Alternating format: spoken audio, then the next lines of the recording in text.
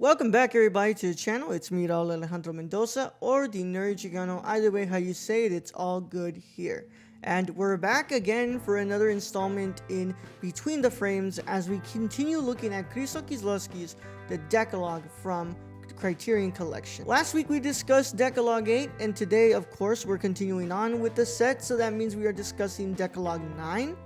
I hope everyone is doing well, and I hope that everyone is safe and healthy. Of course, I want to thank you all so much for the love on the videos as of late. We finally made it to 200 subscribers, so I thank you all so much. I'm not sure what I'm doing right, but I'm glad that it's working out because you all seem to be enjoying these videos and you all are sticking around. So if you want to go ahead and subscribe, please do. Click that notification bell when you subscribe, so that way you don't miss a single lick of content here. And of course, if you want to go ahead and lend an extra hand, please go to www.patreon.com/thenerdchicano and get some early access and some exclusives when you pledge to a tier on there. Of course, it is not mandatory, but it is appreciated, and I thank anybody who even watches these videos. So let's go ahead and get into this discussion about Dekalog IX. Of course, Dekalog VIII last week discussed about not bearing false witness against a neighbor, and this time the ninth imperative of the 10 Commandments is thou shalt not covet thy neighbor's wife. And Kieslowski decides to look at this in a, well, Kieslowski manner. Basically, Dekalog IX looks at the relationship between a man and a woman, husband and wife, except that the husband is impotent and he's not able to satisfy his wife, not just sexually, but he can't have children, and he discovers that his wife has a lover. So as the film continues, we basically go on this journey with this man as he discovers that his wife has a lover, and basically the way that affects him and the way that makes him feel about his impotency. Of course, there's also kind of a minor character that's included within this film that is, you know, not that important, but she has like a heart condition, but it's basically like a small character that kind of inspired Kieslowski's next film that he works on with Kieslowski, that's called The Double Life of Veronique, which also has a edition on the Criterion Collection. I don't have it, so I would hope that come November I can find it and I can also talk about that one on here. But in this film, we basically watch as a relationship either deteriorates or it's grown anew, as we basically watch as this man is either going to leave his wife or continue on with his relationship with his wife after this affair.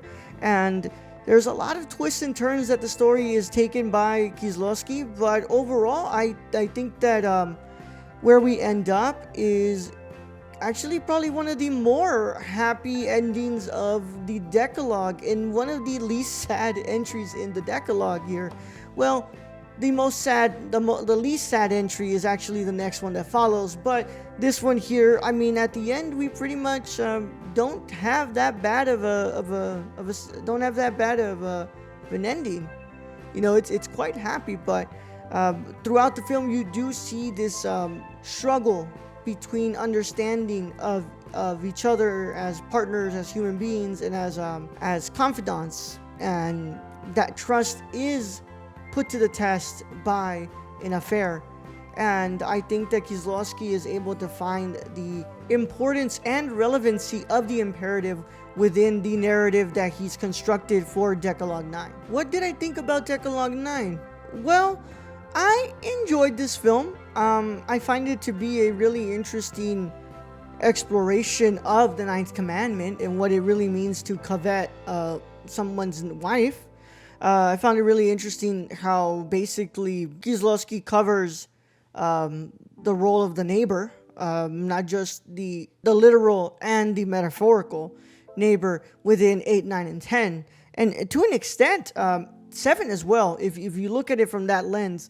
But I like this film. I think that there's a lot that Kieslowski is trying to do here that kind of gets lost within the shuffle, especially with its pacing. But overall, I really like the film. I think that Pyotr Machalika and Yua Blasisk do a great job in portraying that intimacy and the chemistry that they have with each other as a couple. And I think they do such a great job at doing that. Even though I think from both of them, I think that Pyotr is the one that is giving the more profound performance. I think that a lot of what Pyotr's body language is speaking through the film is incredible, and I really ended up really gravitating towards his performance. But I found myself being more attracted to the theme of this film, and really a lot of what the second half of Dekalog is covering is far more interesting than the first half, but it's just executed better in the first half than it is in the second. But I think that the idea of coveting a neighbor's wife, and really how Kieslowski kind of interprets that with a story about a man who's impotent. You know, you've seen this in films such as like Lars von Trier's Breaking the Waves, where it's, you know, presented differently. Whereas in this film, in Dekalog IX, Kieslowski really presents a more tense and more intimate portrayal of this really strong conflict between the two. But I really like the cinematography from Pyotr Sobosinski, and I think that, of course, like always, Priesner's score is incredible, and it all looks great and it sounds great. I think that just I was really gravitating towards more of the thematic and like the script of this film. I think that that's its biggest strong suit. I think that what's holding it back from being a far more interesting film than 7 or 6 and 5 is just its pace holds it back a lot. And it's overall still a great film, just not as great as what comes before it. But of course, I still very much liked it, and I really am blown away by the way that Kieslowski kind of interprets this commandment. Now let's talk about the restoration. So I watched this on my Panasonic 4K player on my TCL 4K TV, so that means I'm going to obviously benefit from upscaling. So I once again am completely blown away by the restorative work that was done on this. Once again, we have a little bit of mix here, a bit of a muted color palette, but also a very vibrant color palette when you step outside. So I found the use of both to be really interesting. Now, it's nothing like in Dekalog 8 where it just looked really vibrant and it really stood out to me, but when you're outside, it looks really vibrant. When you're inside, if it looks very muted, maybe that is a stylistic choice on the hands of the cinematographer and Krzysztof Kieslowski. But I was still very surprised and overall in love with the video quality here. With this restorative work, they were able to bring out such great use of the color palette and being able to give you that rich upscaling in the resolution, so that way it looks sharper but it still maintains its details. And it's just the best work. It's the best work that Criterion can give you, is just making sure that you have a great restoration that still maintains those details that make it a special film. And I loved it. There's not much complaints here at all. With this said, I think that the video quality has always been top notch, and I can't say anything less about Dekalog IX. I really like the way that this film looks. I think that when you really are examining the quality that goes all the way back to number 1 all the way to number 9, you really just see how all of them have a really consistent look to them, and they all were given that same proper restorative work. And I'm just in love with the way that I was able to consume this visually. And same goes for audio. I think that they did a great job with the audio, being able to balance out sound effects, score, dialogue. Everything sounds crisp. It benefits well from having a mononeural soundtrack, and an uncompressed mononeural soundtrack. And I really can't say anything less about this. I think that it's just another great restoration here. I can't complain. Nothing that I can hear with my ears that I would say, oh, this is a problem. No, not at all. I enjoyed it, and I think that they did a great job restoring both audio and video. To connect with me on social media, make sure you follow me at the Nerd Chicano on everything like Twitter, Instagram, TikTok, Twitch, Serialized, Letterboxd, all that wonderful stuff, y'all. Like, I'm pretty much on all the social media apps, so we can talk about physical media and all that stuff on all of them. Make sure you keep up to date with the things that I do on the Nerdcore by visiting thenerdcore.com or checking us out on Twitch and on YouTube under the Nerdcore.